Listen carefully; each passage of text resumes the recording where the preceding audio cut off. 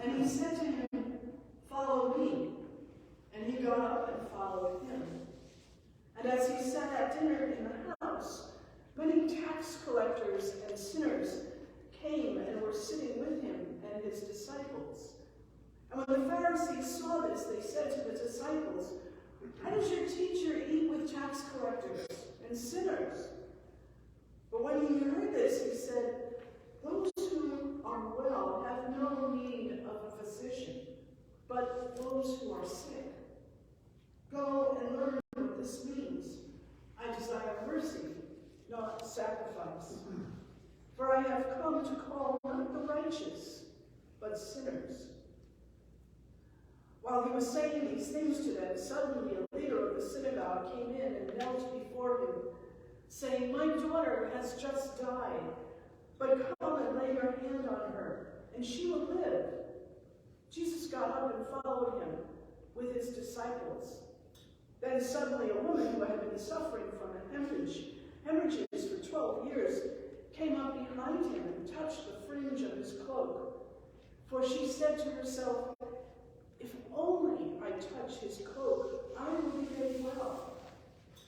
Jesus turned and seeing her, he said, "Take heart, daughter, your faith has made you well." And instantly the woman was made well. When Jesus came to the leader's house and saw the flute players and the crowd making a commotion, he said, "Go away, for the girl is not dead, but she's sleeping." And they laughed at him. But when the crowd had been put outside, he went in and took her by the hand, and the girl got up. And the report of this spread throughout the district. The Gospel of the Lord. Praise to you, O Christ.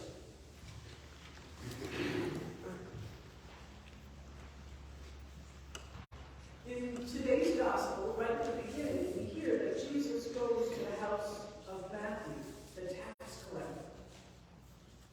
Think about this. Like, it's such, it's bigger than a juxtaposition, I want to say.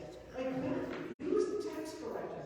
Like Zacchaeus, remember Zacchaeus who climbs the tree because everybody hates him because he's a tax collector? Well, Matthew is the same. He's a tax collector. But Matthew is also the writer of this gospel.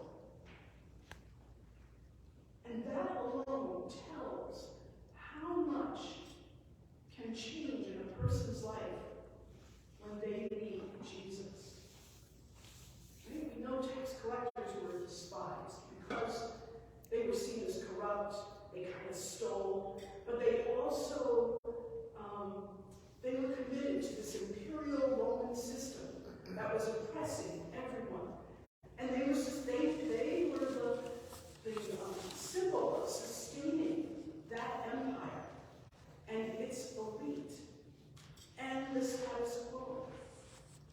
And Jesus goes right up to his tax booth, and he interrupts him, and he extends the invitation to Matthew to follow him. Jesus says to Matthew, "Follow me." Be part of a different empire with very different standards. Be part of God's empire, where social outcasts are welcome and people with differences are celebrated, where the poor sit at table with the rich, where straight and LGBTQIA2S+ are honored, where religions have no locked doors, where non-believers are welcome to sit next to believers, where families have an extra place at the table for that one who looks and acts differently, where space is given to those who need it, where little ones run freely and safely, and the wisdom of the elders is not only respected, but richly dignified, where young and old chat casually, where moms and dads get times out and babies are embraced and kissed, where the sick are cared for and prayed into well-being, where touch never crosses a bad boundary and disrespect is not an option, but where touch is the daring hand extended to the outcast, or the arm that is extended around the bereaved. Yes, God's empire is where the privileged seek to include the ostracized, where getting dirty is quite all right, whether the dirt is mud shoveled out of somebody's basement or drool wiped off the face of somebody in a nursing home, or whether that dirt is the language that comes out of somebody's mouth or the bloody scrape on a child's knee, whether the dirt is the consideration of an unclean gender or gender-affirming health care.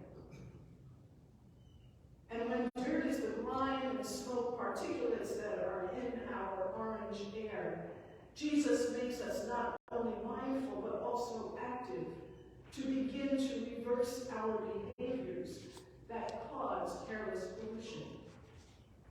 Come into our homes, O Jesus. Come into our church like you did with Matthew, and elevate us to a new place of love and mercy.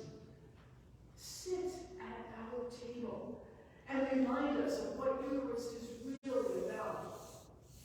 Touch us like the woman touched you, even when we are among many and surrounded by a world that crowds you out.